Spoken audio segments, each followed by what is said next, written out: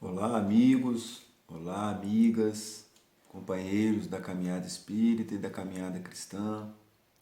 Mais uma vez, uma grande oportunidade, uma satisfação muito grande a gente poder mais uma vez estar em contato com o nosso benfeitor Emmanuel, esse querido professor, esse arauto do Evangelho, que traz essas lições minuciosas, oportunizando aos nossos corações reflexões inúmeras diante de inúmeros, temas também tão atuais, tão importantes na nossa caminhada, que pode nos dar nortes verdadeiros para que alcancemos o que viemos aqui fazer nessa oportunidade encarnatória. Hoje a lição do Vinha de Luz é a número 73, Falatórios. O que seria falatórios? Procurei no dicionário aqui, ruído de vozes, conversa sobre coisas sem importância. Certamente Emmanuel quis dizer essas duas definições, ele quis trazer para nós, O que esses ruídos que temos, os falatórios nas nossas vidas, o que esses ruídos podem trazer na nossa caminhada? E será que estamos realmente falando de tantas coisas sem importâncias? E aqui a importância trazida pelo Evangelho é a importância da nossa caminhada, a importância da grandiosidade, ou melhor dizendo, a grandiosidade da oportunidade que estamos tendo. Então ele pega a frase evangélica de Paulo, mas evita os falatórios profanos porque produzirão maior impiedade. Está na segunda carta a Timóteo. Emmanuel. Poucas expressões da vida social ou doméstica são tão perigosas quanto o falatório desvairado, que oferece vasto lugar aos monstros do crime. Então, logo de cara, Emmanuel já coloca para nós que o falatório desvairado pode nos trazer consequências seríssimas, inclusive os monstros do crime. A atividade religiosa e científica há descoberto os numerosos fatores de desequilíbrio no mundo, colaborando eficazmente para extinguir-lhe os focos essenciais.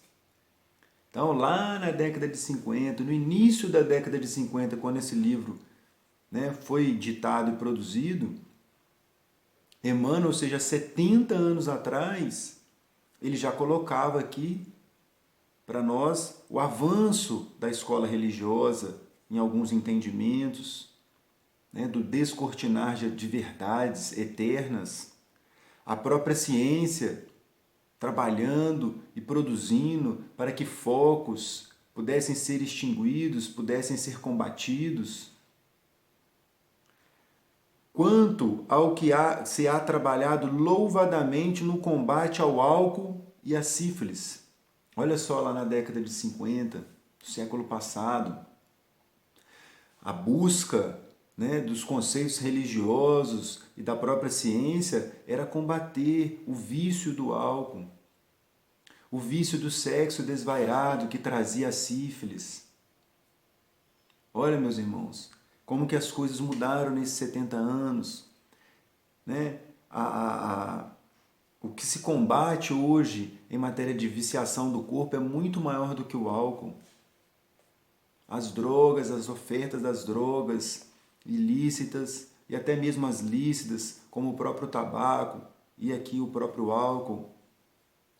Como que esses elementos, infelizmente nós, os nossos corações, ainda se permitem viciar, trazendo consequências seríssimas para o nosso projeto encarnatório, para os corações que nos cercam com tanto amor. E a sífilis aqui realmente fazendo uma alusão ao sexo desvairado, a esse outro tônus, esse outro grande problema que os nossos corações ainda carregam. Os corações humanos precisam se voltar para esses cuidados, precisam se voltar para o tamanho da grandiosidade que é a parte do ato sexual, dos nossos órgãos genésios, o carinho, o amor que a gente tem que tratar tudo isso, o respeito ao nosso corpo, ao corpo do nosso irmão, da nossa irmã. Então Emmanuel já fazia essa alusão. Olha, meus irmãos, Olha o tanto que nós estamos lutando, que tanto que já tem de material para a gente poder enfrentar essas dificuldades. Ninguém lhe contesta a influência destruidora do álcool, da sífilis, representando as viciações do corpo e as viciações do sexo. Arruinam coletividades, estragam a saúde, deprimem o caráter. Não nos esqueçamos, porém, do falatório maligno que sempre forma ao derredor imensa família de elementos enfermiços ou alvitantes, à feição de vermes letais que proliferam no silêncio e operam nas sombras.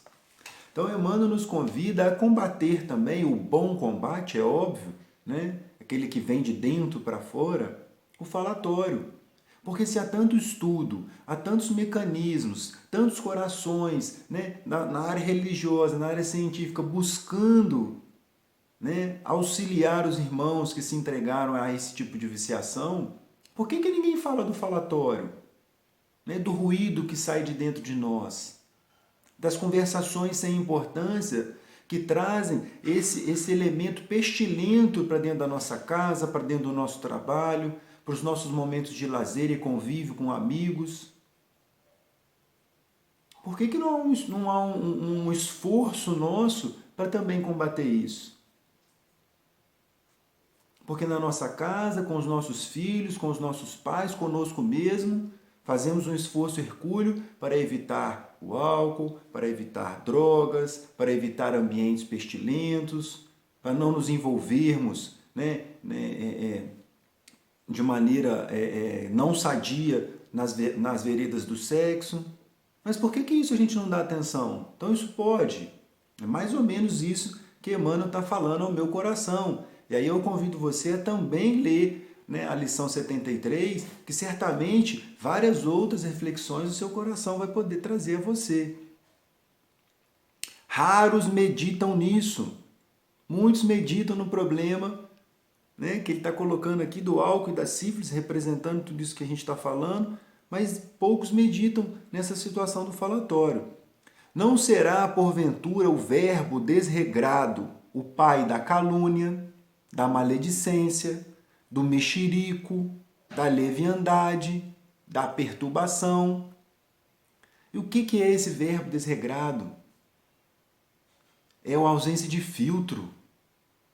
É aquela oportunidade que a gente fala o que vem na cabeça e doa quem doer. São os dardos, são as flechas que atiramos e não temos mais maneira de buscar, de segurá-la. Porque a palavra dita, ela fica. E esse falatório, ele vai sendo o pai, ou seja, ele vai sendo o provedor de todas essas situações. Calúnia, maledicência, mexerico, leviandade. Olha o poder da nossa palavra. Como é difícil nos mantermos, né, numa posição de ouvir mais e falar menos. Deus criou a palavra, o homem engendrou o falatório. A palavra é santa. A palavra, ela vem do nosso Criador. O dom da fala, né, primeiramente do raciocínio. Então, uma ferramenta divina e que na maioria das vezes, ou muitas das vezes, nós, a humanidade terrestre, ainda se utiliza dessa criação dos nossos corações empedernidos para usar no falatório, para usarmos dessa maneira ruidosa a nossa caminhada. A palavra digna infunde consolação e vida. A murmuração perniciosa propicia a morte. E aqui murmuração, para mim, acaba trazendo a situação de nós somos ainda reclamões, insatisfeitos eternos com as coisas que nos rodeiam. É sempre seja feita a minha vontade, não a sua vontade. Ignorando completamente, né, a lição, a oração dominical ensinada pelo nosso mestre querido, onde ele nos ensina que seja feita a vontade do nosso Pai e não a nossa. E nós procedemos, na maioria das vezes, justamente ao contrário. Quantos inimigos da paz do homem se aproveitam do vozerio insensato para cumprirem criminosos desejos?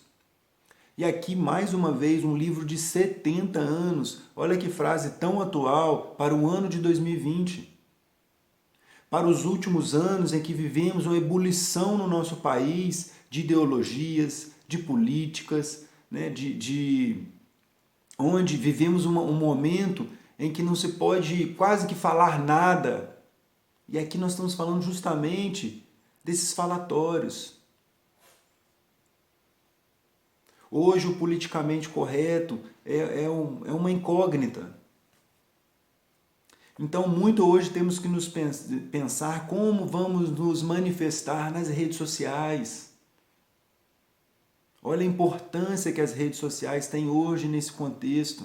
Mesmo diante dessa ebulição que o ano de 2020 vive, principalmente no nosso país, onde tanto se fala, né, das fake news, né, das verdades, das informações corretas e não corretas que circulam na grande rede. Olha a importância de nós, que já estamos envolvidos no Evangelho de Jesus, termos a consciência do que postamos, do que opinamos, do que respondemos nas redes sociais. Então esse falatório também deve ser trazido à reflexão da maneira que estamos nos comportando. Não é nenhum convite a que não tenhamos opinião, mas a maneira que vamos expressar, o momento que vamos expressá-la, para que não vire falatório, para que não vire ruídos, e dali descambe a calúnia, a maledicência. Quantas amizades, quantos laços familiares ficaram abalados por conta de opiniões diferentes? Seja opinião religiosa, política, opinião sobre o mundo, sobre o futebol, né, o esporte mais popular do nosso país, onde não se aceita mais que um torça para a agremiação A, o outro para a agremiação B. Que situação! Que situação! E na internet todos ficamos mais confortáveis justamente para dar passo a esse falatório. Vamos refletir sobre isso, meus irmãos. Porque a lição de Emmanuel não é somente para as rodas de conversação ao vivo, principalmente no ano de 2020, que elas ficaram mais escassas diante de todos os acontecimentos que nós sabemos que tivemos que enfrentar. As conversas virtuais ficaram muito mais numerosas. Vamos refletir sobre isso, irmãos. Voltemos a Emmanuel. Se o álcool embriaga os viciosos, aniquilando-lhes as energias, que dizer da língua transviada do bem que destrói vigorosas sementeiras de felicidade e sabedoria, amor e paz? Novamente ele volta aqui, né? Se há elementos que embriagam os corações e nós nos importamos com eles, por que também não nos importarmos com esse elemento que está a todo momento dentro de nós?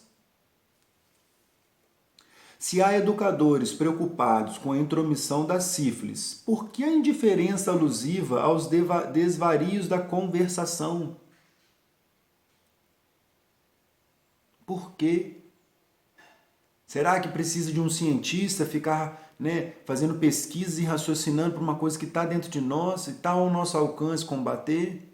Um exercício diário, do falar menos e ouvir mais.